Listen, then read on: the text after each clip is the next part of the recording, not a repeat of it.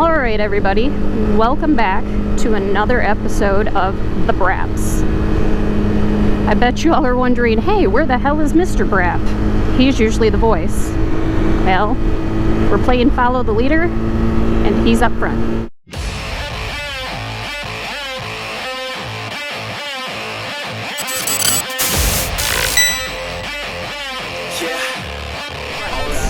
Today is the day that I talk about my riding experience. Being a first-time road warrior here, coming from dirt. As I grew up, that's all I had was dirt bikes, quads, four-wheelers, three-wheelers, whatever. But Mr. Brap wanted to start riding on the road and thought it would be fun for me to ride with him. Had to slow down a second. The dumb asshole that's right there wasn't paying attention.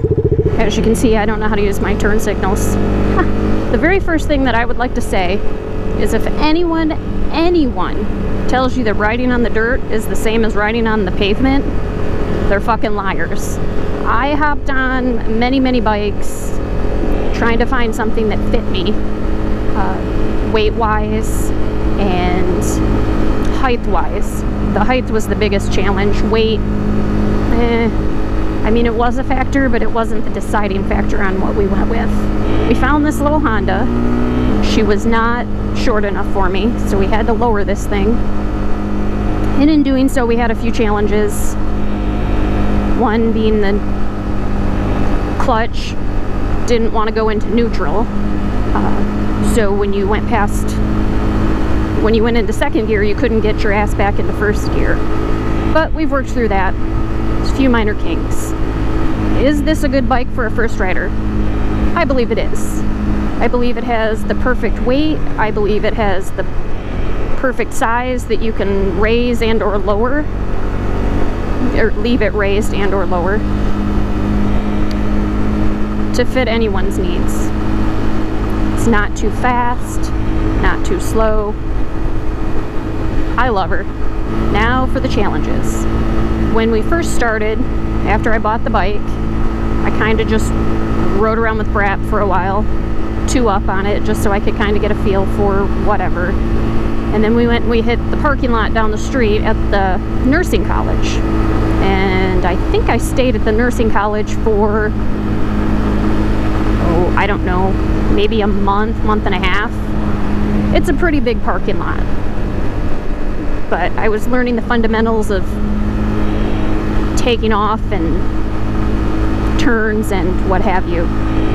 Because falling over in the dirt, it's gonna suck, but falling over on this crap, it's really gonna suck.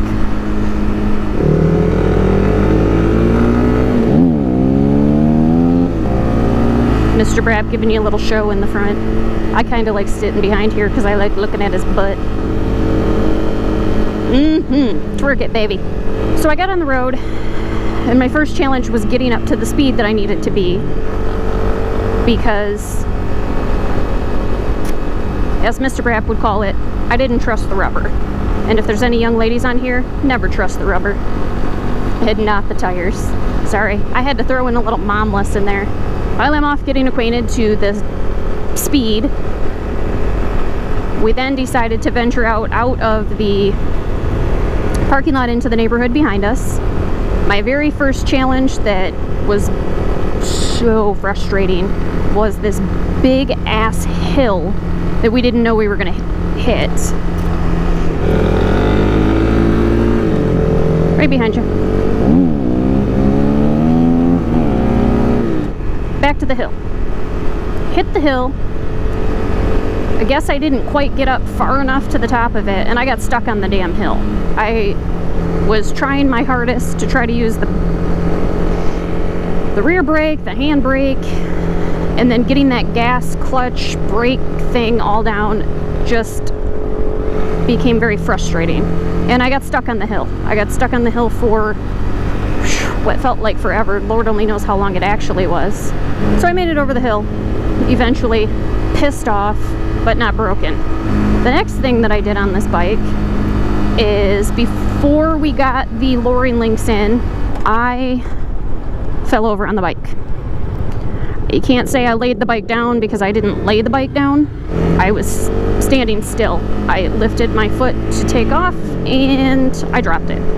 Lowering links helped that. I don't have any trouble with reaching because before I was on my very tippy toes. Now I'm at the very tops of the balls of my feet, which is not exactly where I would like it, but if we go any further down on this bike,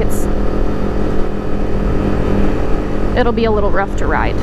So this is a perfect example of my next fear, and I'm slowly overcoming it, and it's cornering on this.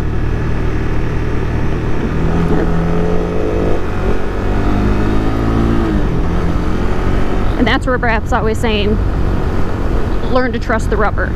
And I know it will come with time. I still struggle just a little bit. I still get anxiety when I go around hills like that one back there. I still take them at probably lower speeds than what I should be taking them. But I've always been told, do what's comfortable for the rider. So if I'm not comfortable taking these corners at 45, 55 miles an hour like the rest of you, then I'm not gonna do it. But I am gonna stall my bike because I didn't shift down one more gear. So we keep coming down this road because it has corners that I need to learn to take. Some of them are a little tighter than others. Some of them are just big sweeping corners, but I have to learn sometime. The only advice I have for anyone out there that is a new rider, male or female, it doesn't matter who you are, is trust your gut, but also know that you will have to push yourself.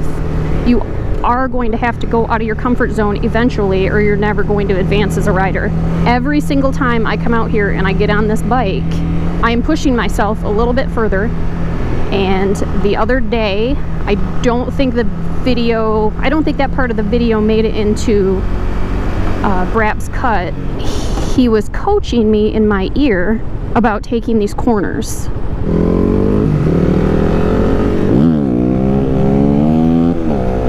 And it did help. You know, the coaching did help. But I will tell you that around the one corner back there, my heart, I thought was going to, I'm pretty sure I stopped breathing and my heart stopped. But I did it. I didn't wreck the bike.